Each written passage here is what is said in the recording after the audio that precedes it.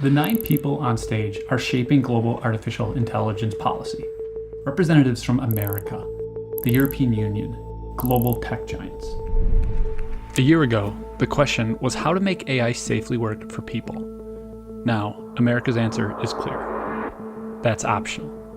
The AI future is not going to be won by hand-wringing about safety. I was in the room during J.D. Vance's speech, and it did really feel like a shift in the entire space around AI regulation. Right now, AI systems are deciding who gets medical care, loans, job interviews, often illegally, and no one's watching, which is exactly what the tech industry wants. Now, the most powerful companies in the world are mounting an unprecedented lobbying push to make sure it stays that way. State lawmakers could soon be barred from regulating artificial intelligence for the next decade. I guess shocked is the wrong word. More horrified, right? And they're calling it a favor. The biggest risk could be missing out. But here's what the executives don't want you to know. Why the rush? Why buy influence at every level of government?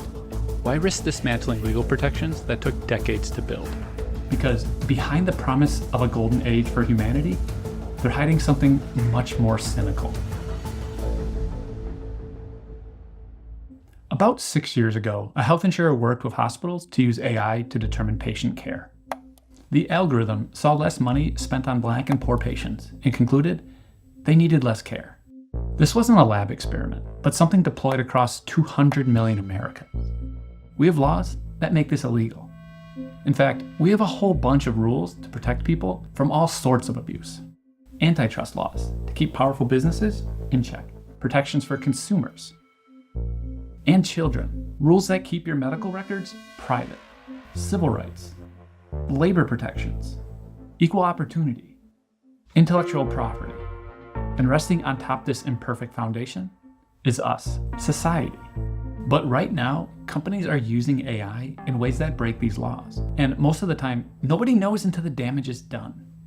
Much of what we know is the product of, whistleblowing or investigative journalism or independent research, rather than companies doing their due diligence and making sure that in the first place they're complying with the laws that we already have.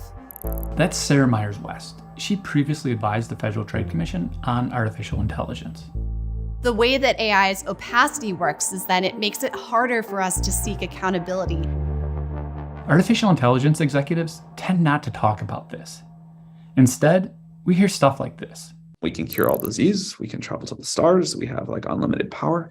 To be clear, there are some really promising applications of AI, but the biggest ones are in the future. Here's what we know is happening right now.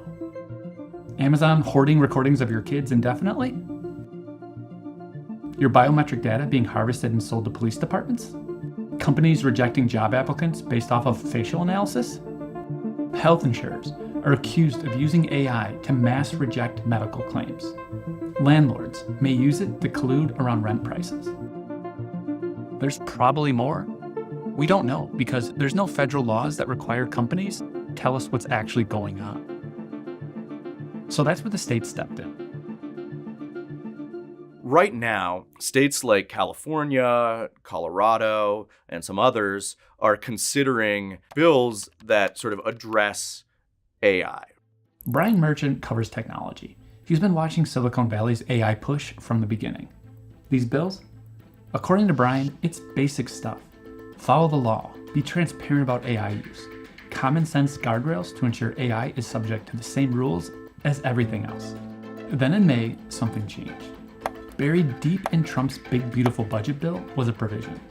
Now, the tax bill bans states from regulating AI for a decade. I guess shocked is the wrong word. More horrified, right? It's pretty clear that the end game, if they're successful, is just no rules, no meaningful regulations around AI at all. After weeks of negotiations, Republicans ultimately dropped the ban. Just the fact that the Republicans and Silicon Valley are willing to sort of team up to try to do this, I think is worrying enough, and it's sort of a sign of what's to come. How does an industry manage to exert so much power that it could make it illegal for state and local governments to govern them at all for a decade? Follow the money, and that's really all you have to do. That's Rumman Chowdhury, former AI envoy for the State Department. Used to run Twitter's ethical AI team, past tense, because Elon Musk fired her. Since ChatGPT triggered the current AI gold rush, 5 major tech companies have poured over $100 million into lobbying the federal government. But there's more to it. We talk a lot about lobbying. There are also other ways in which companies influence what happens in the policy space. Major tech companies bankroll academic research, steering the whole field. This was not necessarily maliciously done, right? This comes from the fact that these companies have so much more money than academic institutions. In some ways, they're richer than the government. Foundations within this community have funded interns or full-time staff in Senate and congressional House offices around the US as public interest technologists. Theodora Skeadas worked with Rumman at Twitter. She was also a victim of Musk. But it goes a lot deeper than paying for congressional staffers to advise politicians. It's the actual bureaucracy itself. The US AI Safety Institute, housed in the National Institute for Standards and Technology under the Department of Commerce in the executive branch, increasingly has absorbed more individuals from this ecosystem. All of this influence, the lobbying, the academic funding, the staffing pipeline, it's having exactly the effect they want. I started this reporting focused on Texas. Policy experts told me that Republicans there were working on a fantastic AI bill. We're setting the tone, and it's being used as a model in other states to say, hey, this is data, it's important, let's protect it. I called, emailed. None of the sponsors would talk to me about it. Then a few weeks later, this happened. Representative Giovanni Capriglione is celebrating the success of his omnibus artificial intelligence bill. But the bill was completely rewritten, gutted. A former FTC lawyer told me that it gave the industry exactly what they wanted. Politicians are falling in line, but the public? People want more AI regulation, not less, by almost 3 to 1. And when you've spent that much money and people still think you're full of there's only one move left. We're in a race with China, and my view is if they're going to be killer robots, I'd rather they be American killer robots than Chinese. There's, for a long time, been this discourse that emerges at moments where AI is very close to being more stringently regulated, around there being an arms race between the US and China.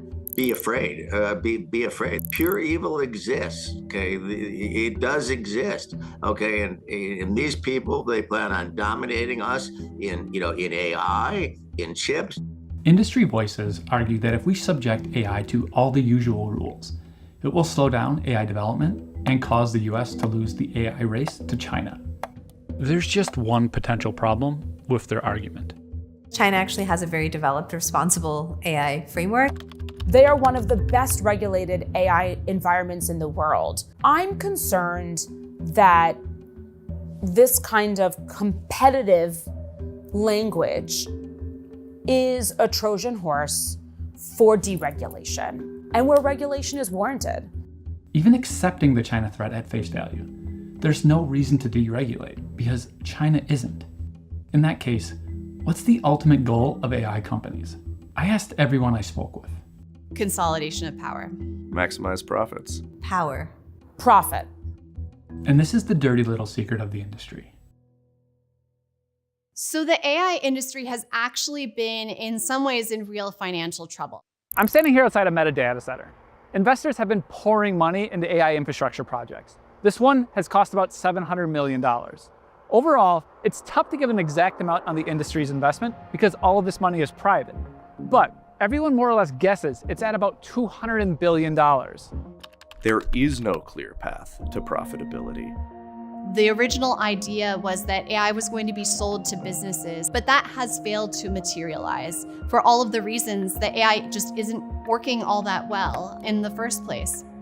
These systems require the use of immense amounts of resources, compute. They assume that if they get enough people to use a product like ChatGPT, if it's popular enough, then there just has to be a way. In February, a hedge fund did some back-envelope math. If you strip out investments in data centers and training, how much money was actually spent on buying actual AI products and services? About 16 billion, maybe less. To actually turn a reasonable profit, they need to raise that number to about 200 billion. Industry revenue is growing, but the money behind it is getting nervous. Exact estimates vary, but the general thesis has been backed by major venture capitalists and investment banks. And there's one thing that potentially complicates business cases for these systems: our existing laws. If there are any road bumps into how they can do that, then selling enterprise AI software suddenly becomes less appealing, both to them and to the clients. These road bumps are society's foundations. Fair credit reporting violations, when AI denies loans without proper disclosures. Fraud statutes, when AI systems hallucinate financial results and deceive investors. Equal employment violations, when you weed out candidates from women's colleges. Civil rights violations, when a biased data set doesn't suggest medical care to poor or Black people. And these protections are exactly what deregulation is trying to undo. I don't see how that's good for anybody except for the few firms that are making a ton of profit off of it. But here's the thing about companies that spend hundreds of billions of dollars on products with no clear path to profitability. They try to create their own reality. So a lot of terms are being thrown around by CEOs that sound incredibly impressive. Artificial general intelligence is one.